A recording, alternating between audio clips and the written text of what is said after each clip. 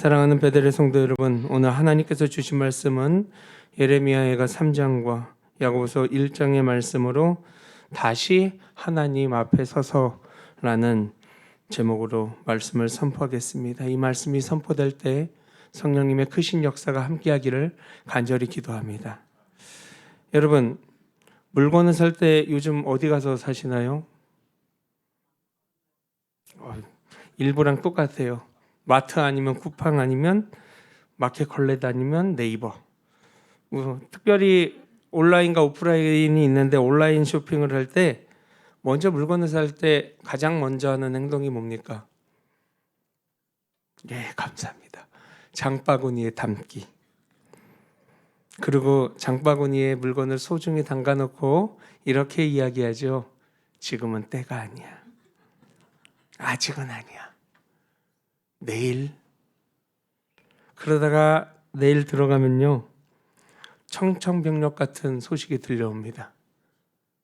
아니요, 아직 장바구니잖아. 품절. 그때부터 마음이 두근두근 거립니다. 근데 더 무서운 게 뭔지 아십니까? 다음 날에 또 들어갔더니 있는 거예요. 그 다음에 나의 심장을 쪼여오는 단어가 있습니다. 뭔지 아십니까? 아까 나온 것 같은데 가격 인상. 이 순간 마음속에서 들리는 소리, 내가 왜 그랬지? 처음에 살 걸 처음 볼 때가 가장 쌌었는데. 근데 아까 우리 권사님 말씀대로 할인됐으면은요, 그렇게 마음이 행복해요. 그래, 어제 나 칭찬해. 안 사기 잘했어. 근데 우리의 신앙도요, 사실 대부분 보면은 미루면 놓치는 은혜가 더 많이 있다라는 거예요. 하나님이 오늘 우리에게 주시는 마음, 오늘 우리에게 주시는 말씀, 오늘 주시려는 회복의 기회가 분명히 있을 것입니다. 오늘 예배는 나중이 아니라 지금 하나님께 반응하는 거룩한 시간이 되기를 간절히 기도하고 소망합니다. 여러분, 신앙이 무너질 때 사람들은 되게 환경 앞에 서려고 하지 않습니다. 하나님 앞에 서려고 하지 않나요? 그러나 성경은 분명히 이야기합니다. 회복은 상황이 바뀌면서 시작되지 않고 사람이 하나님 앞에 설 때야말로 진정한 위기를 극복할 수 있다고. 오늘 본문 우리에게 묻습니다. 너는 지금 어디에 서 있느냐? 자신을 살피는 자리로 조용히, 아주 조용히 들어간다는 것, 그것이 하나님 앞에 다시 서는 것입니다. 그래서 말씀으로 이렇게 나오지요. 우리가 스스로 우리의 행위들을 조사하고 여호와께로 돌아가자. 이 예레미야는 무너진 예루살렘의 한복판에서 기록된 거룩한 주님의 말씀을 들고 있었습니다. 근데 그의 상황은 이랬어요. 돌무더기처럼 주저앉은 성전이 그에게 있었고, 집을 잃은 사람들이 있었고, 말로 다 이야기할 수 있는 상황에 처한 상실의 시간 속에서 그 선지자는요, 그들을 향해 고래고래 소리 지르지 않았어요. 그는 외치고 항변하기보다는 조용히 내 자신을 돌아보자라고 이야기합니다. 우리가 스스로 바라보자라고. 여기에는 원망도 없었습니다. 여기에는 변명도 없었습니다. 여기에는 누구를 탓하는 말도 없었습니다. 그저 하나님 앞에 자기 자신을 내어놓는 거룩한 태도가 있었지요.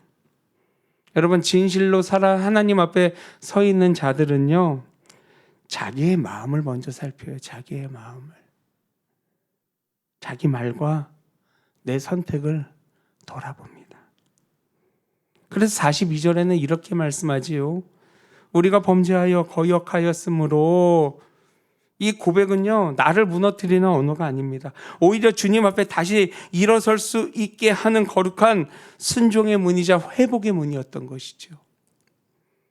근데 우리는 흔한 착각 속에 삽니다. 하나님은 흠없는 사람을 세우시는 분이 아니라 자기의 무너짐을 인정하는 사람을 다시 세우시는 나의 하나님이세요. 그러므로 다시 하나님 앞에 선다는 것, 내가 변명하고 상황을 길게 설명하는 게 아니라 말을 줄이고 나를 내려놓고 조용히 돌아가는 것이에요. 그것이 하나님께서 원하시는 나를 바라봄입니다. 두 번째, 하나님 앞에 다시 선다는 것, 말씀 앞에 머무는 태도는 진정한 회복의 시작이에요. 22절을 봅니다. 너희는 말씀을 행하는 자가 되고 듣기만 하여 자신을 속이는 자가 되지 말아라. 이 말씀 어떻게 보면 조용하죠? 이 말씀 잘 들어보면은 묵묵하죠? 어떻게 보면 조심스럽죠? 근데 이 말씀에는요, 날카로움이 있는 것 같아요.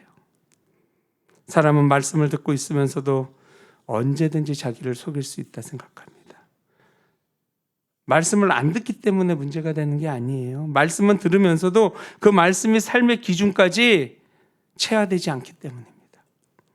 그러니까 문제가 생깁니다. 말씀을 뉴스의 한 기사처럼 슬쩍 지나가면, 슬쩍 스쳐가는 소리가 되면 사람들은 착각을 하죠. 나 잘 들었어. 근데 사실을 잘 보면 말씀은 나를 스쳐 지나간 것일 뿐 아니라 오직 하나님 앞에 내 마음을 담가두기 싫었던 거예요. 예를 들면 거울 앞에 잠깐 서 있는 사람이 있습니다. 내가 있습니다. 내 모습을 봤지만 그대로 돌아서 버리죠. 여러분, 본 것과 산 것에는 아무런 변화도 일어나지 않아요. 이제 반대로 거울 앞에 머무는 사람이 있습니다. 어떡합니까?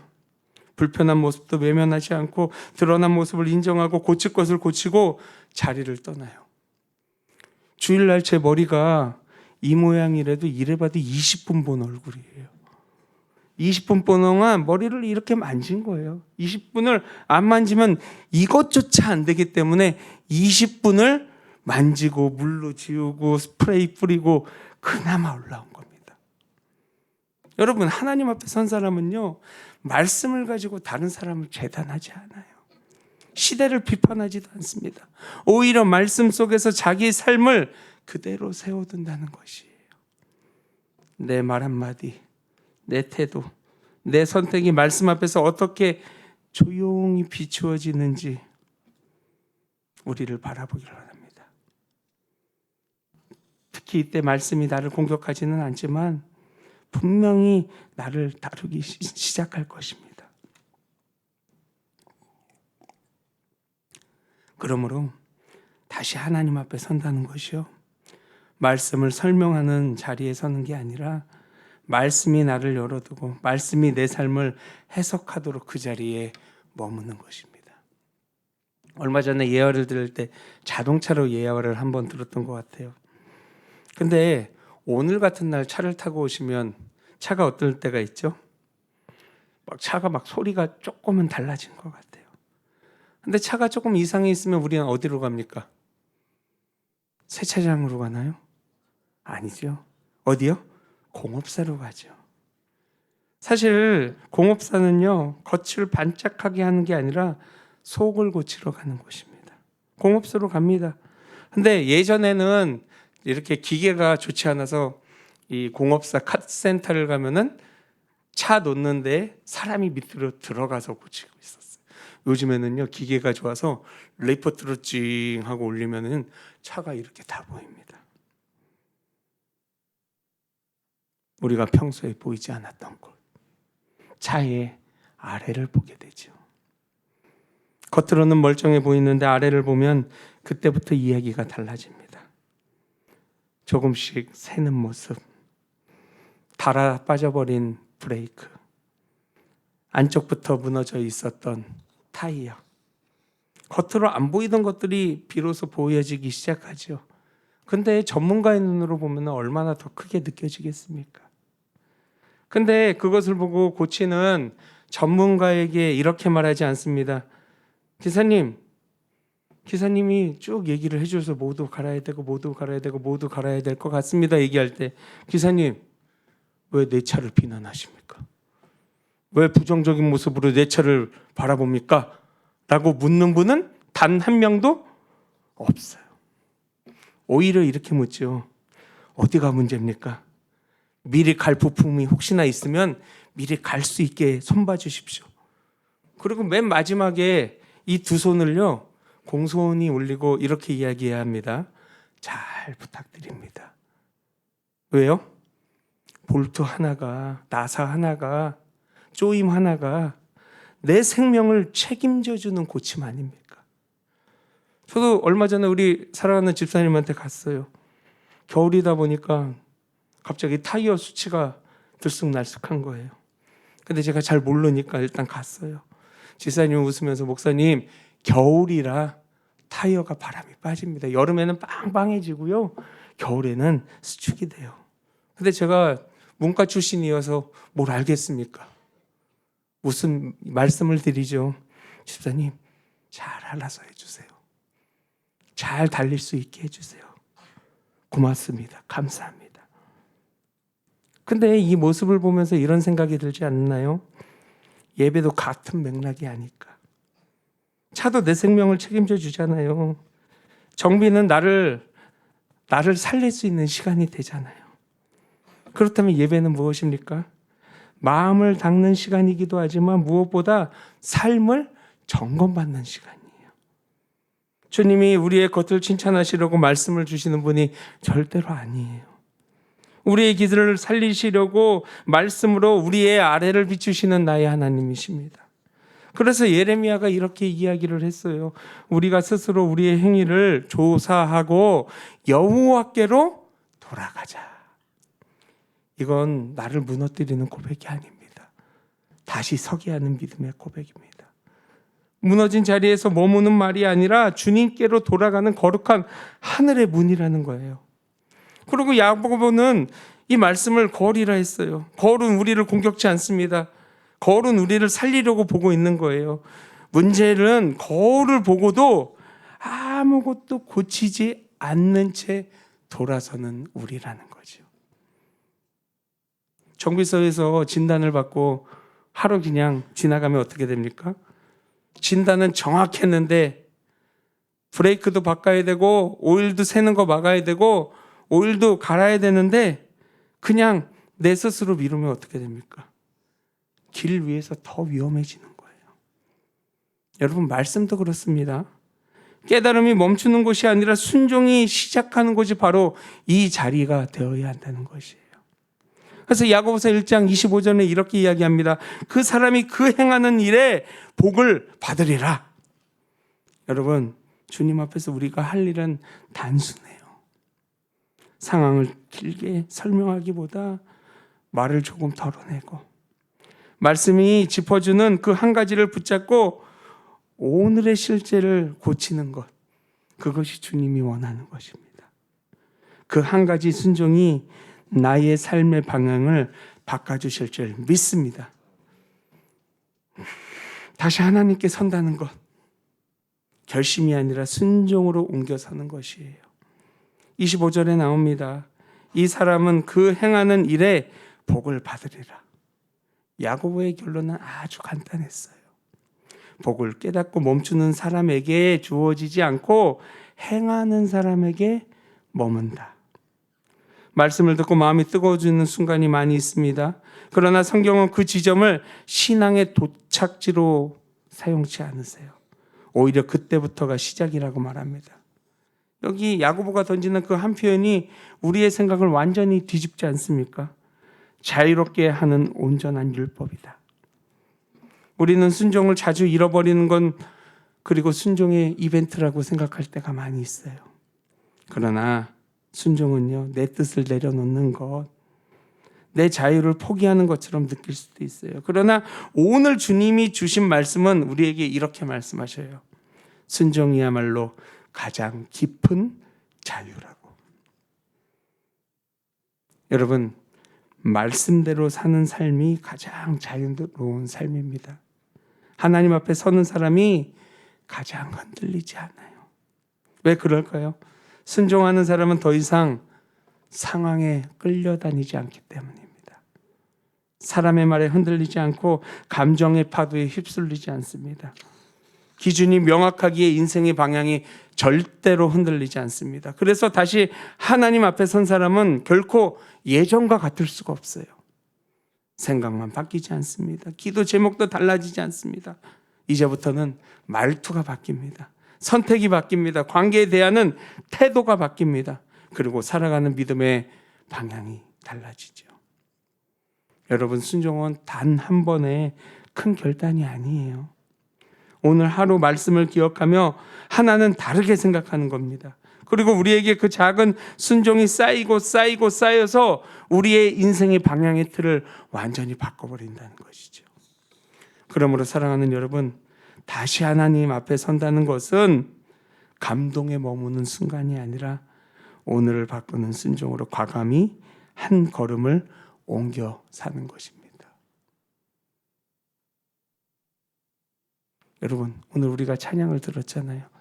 이 선하심이 우리를 감싼다고. 혹시 지휘자님 설교 제목 알고 고르셨나요? 아니에요. 영이 통한 것 같습니다. 오늘의 말씀 찬양과 똑같지 않습니까? 이 선하심이 우리를 감싸고. 여러분, 사랑하는 베들의 성도 여러분, 선하심이 감쌀 수 있는 우리가 되기를 원합니다. 우리 함께 찬양 드리는데요, 물의 바다 덮음같이 함께 찬양 드리는데,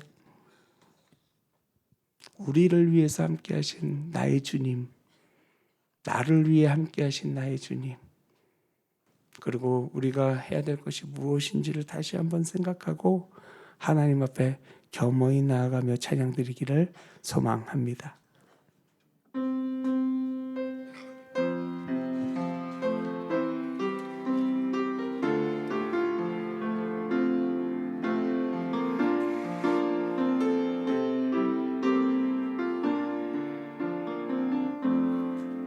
세상 모든 민족이 구원을 얻기까지 쉬지 않으시는 하나님, 주의 심장 가지고 우리 이제 일어나 주 따르게 하소서. 세상 모든 육체가 주의 영광 보도록 우릴 부르시는 하나님, 주의 손과 발 되어 세상을 치유하며 주 섬기게 하소서. 물이 바다 덮음같이 여호와의 영광을 인정하는 것이 온 세상 가득하리라. 물이 바다 덮음같이, 물이 바다 덮음같이, 물이 바다 덮음같이. 이 시간 우리들이 함께 기도하길 소망합니다. 나는 요즘 세상의 환경 앞에 서 있나? 온전히 주님 앞에 서 있는지, 나는 말씀을 듣는 자리에서 끝나고 있는지, 주님 앞에서 온전히 머무를 사람인지, 나의 결심으로 만족하나 순종으로 옮겨 올바르게 살고 있는지, 이 시간 우리 마음을 담아 주님의 음성에 귀 기울여 보도록 하겠습니다.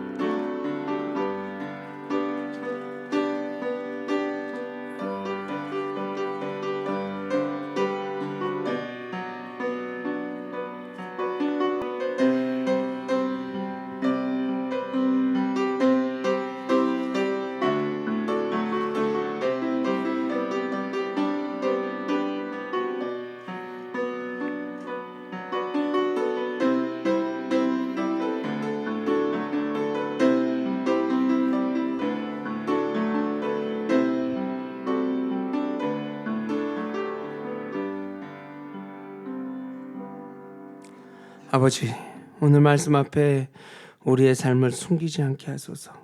환경 앞에 서서 변명하던 마음을 거두게 하시고 조용히 하나님 앞에 온전히 서게 하소서.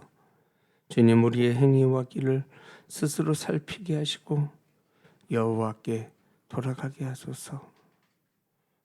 아버지, 회복의 문으로 들어갈 수 있는 우리 모두가 되게 하소서. 말씀을 듣기만 하며 우리를 속이지 않게 하시고 거울 앞에 머무는 사람이 되게 하소서. 말씀이 비추는 불편함을 외면하지 않게 하시고 내 말과 태도와 선택이 말씀 앞에서 고쳐지게 하소서. 겸손으로 끝나지 않게 하소서. 순종으로 옮겨서게 하소서. 오늘 주님이 짚어주신 한 가지를 붙잡고 삶의 자리에서 실제로 고치게 하소서. 작은 순종이 쌓여서 우리의 인생의 방향이 새로워지게 하시고 다시 하나님 앞에 서게 하소서. 예수 그리스도의 이름으로 기도드립니다.